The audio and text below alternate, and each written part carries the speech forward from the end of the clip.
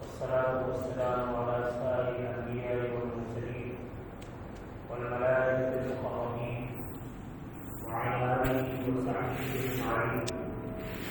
أما بعد فقال الله تبارك وتعالى في كلامه المجيد والقرآن الحكيم: أعوذ بالله من الشيطان الرجيم. بسم الله الرحمن الرحيم. يا أيها الذين آمنوا كتب عليكم الصيام كما كتب على الذين من قبلكم لعلكم تتقون. صدق الله مولانا العظيم. میرے محترم بھائیوں، دوستوں، بزرگوں اور گھروں میں بیٹھ کر سننے والی میری آرزو، اللہ تعالی شان بڑے کریم اور رحیم ہے. بالغ ہونے سے لے کر اب تک ہمیں بہت سارے رمضان نصیب ہوئے. ہم شخص یہ جانتے ہیں کہ اس رمضان کے بعد تک مہینے کی جو قدر ہونی چاہیے وہ قدر ہم سے نہیں ہو سکتی. اس کے باوجود ہم تعالی شان نے اس عظیم نعمت سے ہمیں محروم نہیں کروایا. ہم سب یہ ارادہ کریں، کوشش کریں کہ انشاءاللہ ہمارا یہ رمضان عبادتوں والا، اللہ کی فرمانبرداری والا، اللہ کو راضی کرنے والا ہوئے. سب سے پہلی چیز اس ماہ مقدس میں اس کا اہتمام ہم بھائیوں کو، مردوں کو اور مادریوں کو ضروری ہے. وہ یہ ہے کہ یہ طے کرے کہ انشاءاللہ اس پورے مہینے میں اپنے ارادے سے کوئی گناہ نہیں کرے گے، چاہے وہ گناہ چھوٹا ہو یا بڑا. ہر گناہ سے بچنے کا خوب اہتمام کرے گی. اس مہینے کی سب سے عظیم چیز اور سب سے بڑی چیز یہی ہے کہ آدمی اپنے آپ کو گناہوں سے بچائے. یہ بابرکت مہینہ واقعی میں انسان کے متقی بننے کا ہے، اور تقوی کا معنی یہی ہے کہ اللہ کی نافرمانی سے بچے اور اللہ کی فرمانبرداری کو اختیار کرے. سلف کا یہ معمول تھا کہ رمضان کے 6 مہینے پہلے سے رمضان کے حاضر ہونے کی اور رمضان کو پانے کی دعا کیا کرتے تھے، اور رمضان پوری طرح عبادتوں کے ساتھ گزارتے تھے. اور جب رمضان گزر جاتا تھا تو 6 مہینے تک رمضان کے اعمال کی قبولیت کے لیے دعا کرتے تھے. تو پہلے 6 مہینے اس کے انتظار میں، اس کی آمد کی، اس کو پانے کی دعا، اور بقیہ 6 مہینے اس میں کیے جانے والے اعمال کی مقبولیت کی دعا کرتے تھے. میرے بھائیوں، میری ماں بہنوں، حق تعالی نے جو مہینہ عطا فرمایا ہے اس کی قدر ہمیں بھی کرنی چاہیے. اور قدر کے لیے پھر عرض کروں گا، یہ طے کرے کہ اس مہینے میں اگر ہم سے زیادہ نوافل نہ پڑھے جائے، زیادہ ذکر و اذکار نہ ہو، زیادہ تلاوت نہ ہو، تو اتنا بڑا نقصان نہیں ہے اس سے کہ اس ماہ مبارک کے اندر ہم سے کوئی گناہ ہو جائے. اور دیکھو، روزہ اس کا نام نہیں ہے کہ آدمی کھانے پینے سے بچے. صبح شادی سے لے کر غروب آفتاب تک آدمی کھانا پینا چھوڑ دے اور اپنے خواہشات کو پورا کرنا چھوڑ دے، واقعی یہ روزہ ہے. لیکن خالی اتنا روزہ حق تعالی شان کا قرب حاصل کرنے کے لیے کافی نہیں. ہم یہ طے کریں کہ ہم روزہ بھی رکھیں گے، لیکن روزہ صرف پیٹ کا نہیں رکھیں گے. ہم روزہ رکھیں گے اس طرح کہ جس طرح پیٹ کو کھانے پینے سے بچایا ہے، ہم اپنی آنکھ کو گناہوں سے بچائیں گے. آنکھ کا روزہ یہ ہے. زبان کو گناہوں سے بچائیں گے، یہ زبان کا روزہ ہے. کان کو گناہوں سے بچائیں گے، یہ کان کا روزہ ہے. ہاتھ پیر کو گناہوں سے بچائیں گے، یہ ہاتھ پیر کا روزہ ہے. اور قلب اور دماغ کو غلط تصورات سے بچائیں گے، یہ قلب اور دماغ کا روزہ ہے. اس طریقے سے اگر ہم نے ایک رمضان کے روزے رکھے تو انشاءاللہ اللہ تعالی ہمیں اپنا قرب نصیب فرمائیں گے اور عبادت کا ہمیں عادی بنا دے. ڈاکٹر عالمی رحمۃ اللہ علیہ نے بہت کام کی بات لکھی ہے، وہ آپ سے عرض کرتا ہوں. ڈاکٹر عالمی رحمۃ اللہ علیہ فرماتے ہیں کہ دیکھو جیسے ہی رمضان کا مہینہ داخل ہو ہم اپنے نفس سے معاہدہ کریں، شیطان سے معاہدہ کریں کہ 11 مہینے تک میں نے تیری مان کر گزارے، تیری خواہشات کو پورا کیا ہے، تو نے جتنی برائیوں کے راہ دکھلائی اس پر چلا، تو نے جتنی برائی پر عمل کیا اس کو قبول کیا ہے.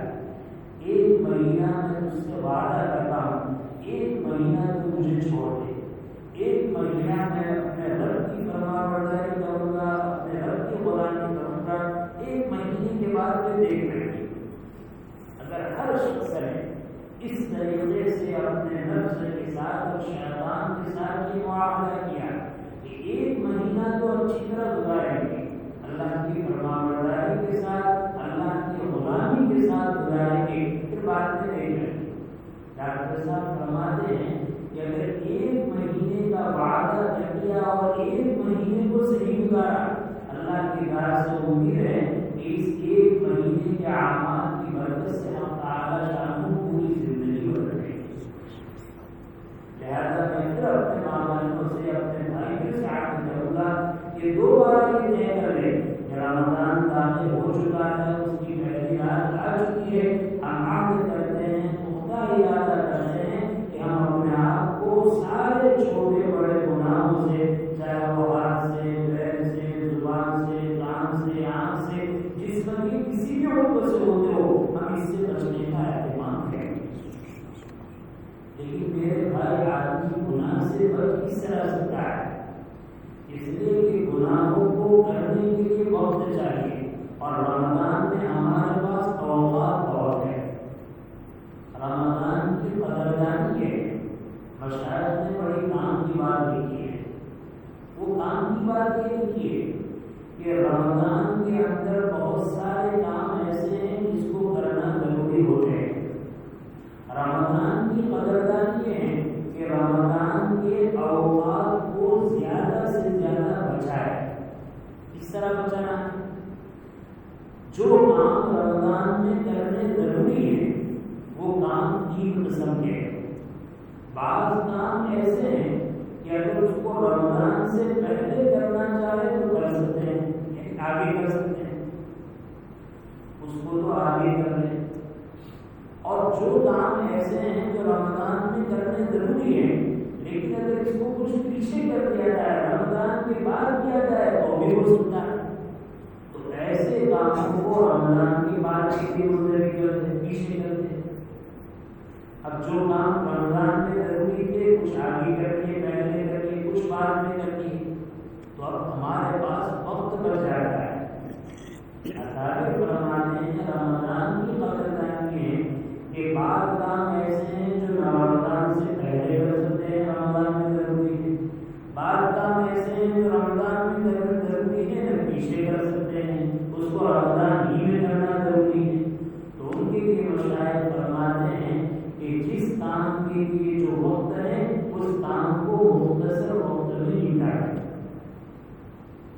مثال کے طور پر ہمیں کچھ کمانا ہے، ہماری ماں بہنوں کو پڑھانا ہے، ہمیں کچھ سونا ہے، کچھ کھانا ہے، کچھ پینا ہے، ساری اور افطاری کرنی ہے، پیشاب پاخانہ کرنا ہے، غسل کرنا ہے. یہ انسانی ضروریات، اور یہ ایسی ضروریات ہیں کہ وہ یہ چاہیں کہ یہ کام شعبان میں کروں تو بھی نہیں کر سکتا، اگر وہ چاہیں کہ رمضان کے بعد کروں گا تو بھی نہیں کر سکتا. اس کو تو اس کے وقت میں کرنا ضروری ہے. مشاہد فرماتے ہیں کہ اس کے لیے جتنا وقت ہم روزانہ دیتے ہیں اس وقت میں کمی کریں. اگر روزانہ ہمیں کھانے میں 15 منٹ چاہیے، 10 منٹ میں اس کو نکال دیں. روزانہ آرام کرنے کے لیے ہمیں 8 گھنٹے چاہیے، 8 کے بجائے 7 گھنٹے کریں. روزانہ ہمیں غسل کرنے میں 20 منٹ کی ضرورت ہے، 15 منٹ میں کام ہو جائے. ہر کام کی اس طرح بچاؤ. درمیان میں ایک بات عرض کرتا ہوں، دیکھو ہمارے اکابر اور مشائخ رمضان کی قدر اس طرح کرتے تھے کہ رمضان کے کاموں میں سے اپنے وقت کو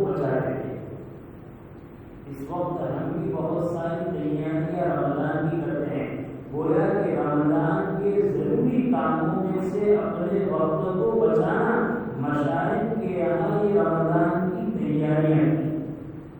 ہماری کیا تیاریاں ہیں رمضان کی؟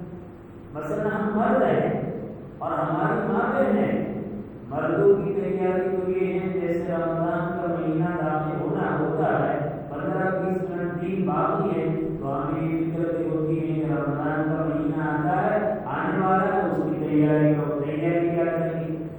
تیاری یہ کرتے ہیں کہ ہمیں رمضان میں بہترین سے بہترین کھانا اور پینا، لہٰذا گھر میں دیکھیں گے اناج، غلہ، چاول وغیرہ جواب وغیرہ ہے۔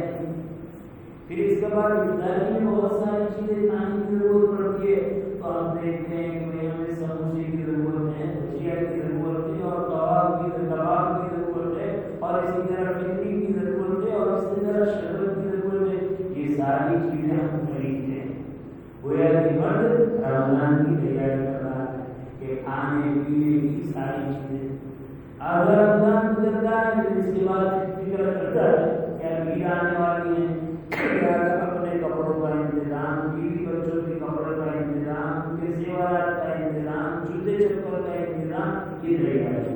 تو عام طور پر مردوں کی تیاری رمضان میں یہ ہوتی ہے کہ رمضان میں جو چیز کھانی ہے، جو چیز پینی ہے، جو چیز پہننی ہے، اس کو خرید کر لاتا ہے اور گھر میں جمع کرتا ہے۔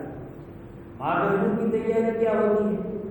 ماں بہنوں کی تیاری یہ ہوتی ہے کہ وہ یہ چاہتی ہے کہ رمضان میں بہت سارا کھانا جلدی سے پک جائے، لہٰذا وہ چاہتی ہے کہ رمضان میں شامی کباب بنانا ہے تو قیمہ پہلے سے تیار کر دیتی، چکن پہلے سے کاٹ کر تیار کر دیتی، بس یہ آٹا جو ہے لوٹ ہے اس کو پہلے سے تیار کر دے خرید لیتی، سموسے کی جو پڑ بنانا ہے اس پڑ کو پہلے سے تیار کر لیتی ہے، تو کباب کو بھی تیار کر دیا، سموسے کو بھی تیار کر دیا، اور اسی طریقے سے بھجی کا جو سامان ہے اس کو بھی تیار کر دیا، اور اسی طریقے سے شربت وغیرہ ہے تو شربت وغیرہ کے سیرا وغیرہ بھی بنا کر تیار کر دیا کہ اب مختصر وقت میں یہ ساری چیز ہو جائے۔ تو ہماری ماں بہنوں کی رمضان سے پہلے کی تیاری ہے۔ اب رمضان کا مہینہ آتا ہے، ہم نے بھی فکر کی ہے کھانے پینے پہننے کی، لہٰذا رمضان میں وہ اچھی طرح کھانے پینے پہننے۔ ماں بہنوں نے تیاری کی ہے کہ تھوڑے سے وقت میں بہت زیادہ بنا ہے، پہلے 4 قسم کی چیزیں بنی ہیں تو دوسرے دن جذبہ ہوتا ہے 5 قسم کی بنے، پھر 6 قسم کی بنے، پھر 8 قسم کی بنے، پھر 15 دن کے بعد تو حال یہ ہوتا ہے کہ اتنی چیز بنے کہ دسترخوان پر رکھنے کی جگہ ہی۔ گویا کہ ہماری تیاری ہے، دیکھو یہ ہماری تیاری ہے۔ نبی کریم صلی اللہ علیہ وسلم کی امت سے عالم لوگ گزرے ہیں، انہوں نے تیاری اس طرح کی کہ رمضان کے اوقات میں جو کام کرنا ضروری ہے، اگر پہلے کر سکتے ہیں تو پہلے کریے، بعد میں کر سکتے ہیں تو مؤخر کریے، اور اگر اسی وقت کرنا ضروری ہے تو اس میں سے بھی اوقات کو بچایا، اور بچانے کے بعد اوقات کو معقول رکھا۔ اب دیکھو میں نے پہلے ہی کہا گناہ کو کرنے کے لیے وقت کی ضرورت ہے، بغیر وقت کے آدمی گناہ نہیں کر سکتا۔ اب یہ سارا وقت ہم نے بچایا، اب اس وقت کو ہمیں کام میں لانا ہے۔ رمضان میں کیا کام میں لائیں گے؟ یقیناً کھانے کی ضرورت ہے، پینے کی ضرورت ہے، نہانے کی ضرورت ہے، پیشاب پاخانے کی ضرورت ہے، اس میں تو ہم نے وقت صرف کر دیا، اس سے تو بچایا۔ اس وقت کو کام میں لانا ہے، اور وقت کو کام میں لانے کے لیے ہمیں ٹائم ٹیبل بنانا پڑے گا، ہمیں وقت کو مرتب کرنا پڑے گا کہ بھئی کس وقت میں کون سا کام کرنا ہے۔ بعض کام ایسے ہیں جو بہت ضروری ہے، بعض کام ایسے ہیں ضروری نہیں لیکن اچھے بہت ہیں۔ جو کام ضروری ہے کرنے کے اعتبار سے، دین کے اعتبار سے، وہ 5 وقت کی فرض نمازیں ہیں اور روزوں کا اہتمام ہے۔ لہٰذا میرا ہر بار آخری بار ہر ایک نوجوان، ہر ایک بار، اور ہمارے گھر میں بیٹھنے والی ہر ایک ماں بہنیں یہ طے کر لے کہ پورا رمضان کا مہینہ ہم ایسی پابندی کریں کہ ہماری کوئی بھی فرض نماز چھوٹنے نہ پائے۔ اور کس طرح پڑھیں گے؟ ہر فرض نماز کو تحریر اولا کے ساتھ سجدے اولا میں پڑھنے کا اہتمام کریں گے۔ نماز قضا ہو جائے تو بہت دور کی بات، اس رمضان کے مہینے میں ہماری جماعت بھی چھوٹنے نہ پائے، اور جماعت چھوٹ جائے یہ بھی بہت دور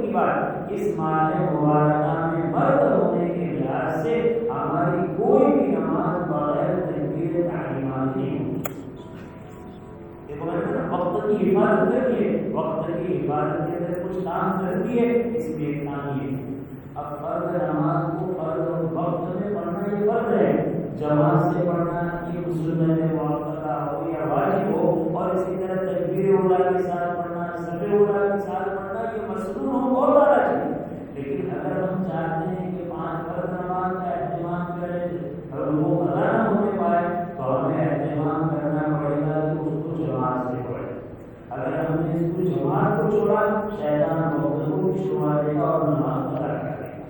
ہم چاہتے ہیں کہ نماز قضا نہ ہو تو جماعت کا اہتمام، ہم چاہتے ہیں کہ جماعت کی پابندی ہو تو تکبیر اولیٰ کا اہتمام، ہم چاہتے ہیں تکبیر اولیٰ کی پابندی ہو تو ہر نماز کے لیے اعلان بنائیں کہ ہر فرض نماز سے 8 گھنٹہ 25 منٹ پہلے اس نماز کی تیاری میں لگ جائے. پیشاب پاخانے کی ضرورت کو پورا کیا، اچھی طریقے سے مسنون طریقے پر وضو کیا، وضو کرنے کے بعد مسجد میں آ گئے.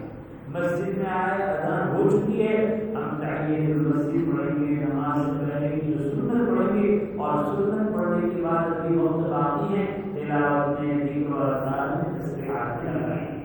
فرض نماز امام صاحب کے پیچھے تکبیر اولیٰ اور سب اولیٰ کے اہتمام سے پڑھی، اس کے بعد فرض نماز کے بعد کی سنتیں اور نوافل پڑھیں گے. دیکھو میرے عزیز بھائیو، پورا سال تو ہمارا اس طرح گزرتا ہے کہ بہت سی مرتبہ ہم سے نمازیں چھوٹ جاتی ہیں، اور اگر نماز چھوٹی نہیں تو جماعت بھی چھوٹ جاتی ہے، اور اگر جماعت نہیں چھوٹتی تو تکبیر اولیٰ تو پہنچ ہو جاتی ہے. اگر رمضان کے مہینے میں ہم نے تکبیر اولیٰ کا اہتمام کیا تو ہو سکتا ہے کبھی تکبیر اولیٰ پہنچ جائے لیکن جماعت ہماری نہیں ہوتی. اور جماعت کو پانے کے لیے تکبیر اولیٰ کا اہتمام، اور اس کے لیے ہر نماز سے 10-15 منٹ پہلے مسجد میں آنے کا اہتمام.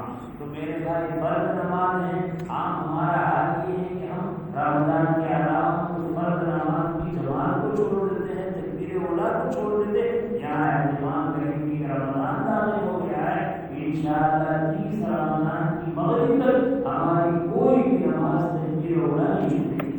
ہم یہاں سے چلے کہ ارادہ کریں اور اس کے لیے ملاپ بنائیں. پھر اس کے بعد عام طور پر یہ ہوتا ہے کہ فرض نماز کے بعد کی سنت موقتہ، غیر موقتہ اور نوافل ہیں تو ہم سنت موقتہ کو پڑھ لیتے ہیں. عام طور پر سنت غیر موقتہ اور نوافل کا اہتمام نہیں کرتے. نوافل جس طریقے سے عام دنوں میں نفل ہے، رمضان میں بھی نفل ہے. اگر آپ نے نہیں ہوئی تو آپ گنہگار نہیں ہوں گے. لیکن دیکھو میرے بھائیو، رمضان کا مہینہ اس سیزن کا مہینہ ہے، نیکیوں کی کمانے کا مہینہ ہے. اور آگے چل کر میں یاد کروں کہ صرف کمانے کا نہیں، اللہ کی رحمت کی وجہ سے نیکیوں کے لوٹنے کا مہینہ ہے. ایک تو ہے آدمی کوئی چیز تقسیم کرتا ہے، دیتا ہے تو ہر ایک کو برابر برابر تھوڑی بہت ملتی ہے. اور اگر یہ کہہ دیتا ہے کہ پیٹ بھر کر لے لو تو آدمی لے لیتا ہے، لیکن لوگوں کے لوٹو، لوٹتے ہوئے آدمی نہیں دیکھتا کہ کتنی حاصل کرو، وہ چاہتا ہے زیادہ سے زیادہ لو. ہم تعالیٰ شان کو رمضان میں نیکیوں کو لٹا رہے ہیں. کوئی لوٹنے والا ہے لٹیرا جو نیکیوں کو لوٹے. اسی لیے ہم تعالیٰ نے کیا نظام بنایا، نبی صلی اللہ علیہ وسلم کی ارشاد کا فرمان ہے جو آدمی رمضان میں 90 عبادت کرے گا فرض کے برابر ثواب دیں گے. ایک فرض عبادت کرنے کے بعد ایک فرض عبادت کرے گا، سیدھے یعنی 70 فرض کا ثواب دیں گے. میرے بھائی نیکیوں کو لٹانا نہیں تو اور کیا. لہذا اس ماہ مقدسہ میں نیکیوں کو لوٹنے کی وجہ سے ہم یہ اہتمام کریں کہ فرض نماز سے پہلے کی بات کی سنت موقتہ، سنت غیر موقتہ نفل، ان کا بھی اہتمام کریں گے. جیسے مثلاً عصر سے پہلے آ گئے 4 رکعت کا اہتمام، عشاء سے پہلے آ گئے 4 رکعت کا اہتمام، عشاء کی تو سنت پڑھی بعد میں، اس کے بعد 2 نفل کا اہتمام، فطر پڑھی اس کے بعد 2 نفل کا اہتمام، نوافل کا بھی اہتمام کریں گے. نیکیوں کے روکنے کا موسم ہے، اس موسم میں معلوم نہیں ہے کہ انشاءاللہ یہ بات جاری کریں گے. اللہ تعالیٰ نے جو باتیں کہلوائی، اللہ تعالیٰ ہم کو عمل کی توفیق نصیب فرمائے. آمین وآخر دعوانا الحمدللہ رب العالمین.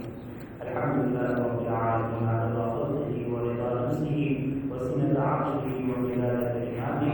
اللهم لا عاصم لنا الا انت كما اثنيت على نفسك. اللهم صل على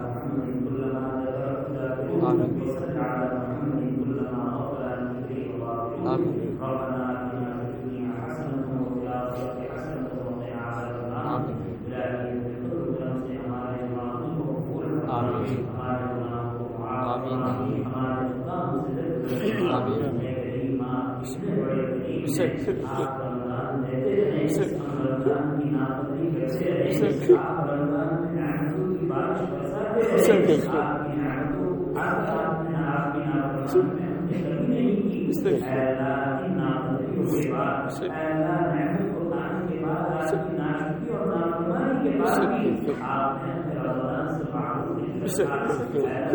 رمضان سے لے کر شعبان تک بہت سارے بھائی بہن ہمارے ساتھ دنیا میں تھے، بہت ساری عبادتوں میں ہمارے ساتھ تھے، آپ کو قبول دلا چکے ہیں۔ کریم آقا آپ نے فضل فرمایا، آپ نے ہمیں موقع عطا فرمایا، آپ نے ہماری عمر میں برکت عطا فرمائی، اور باوجود نافرمان ہونے کے آپ کی عظیم اور عظیم دعوت اے ہماری مبارکہ کی شکر میں عطا فرمائی۔ اے اللہ اس کی مددگار کی توفیق عطا فرمائی۔ اے اللہ اس رمضان کے دن اور رات میں فرائض کا اہتمام نصیب فرما، اے اللہ حدود کا اہتمام نصیب فرما، اے اللہ جس طرح نماز کو آپ نے فرض کیا ہے، حدود کو آپ نے فرض کیا ہے، اے اللہ غفلت میں پڑی معافی بخان جس طرح سال بھر نماز کو چھوڑ دی ہے، اے اللہ روزے کو چھوڑنے والی بن چکی ہے، اور مبارکہ میں تیری رحمت کو لوٹنے کے بجائے تیرے غضب کی مستحق بن چکی ہے۔ کریم آقا میری ہدایت نصیب فرما،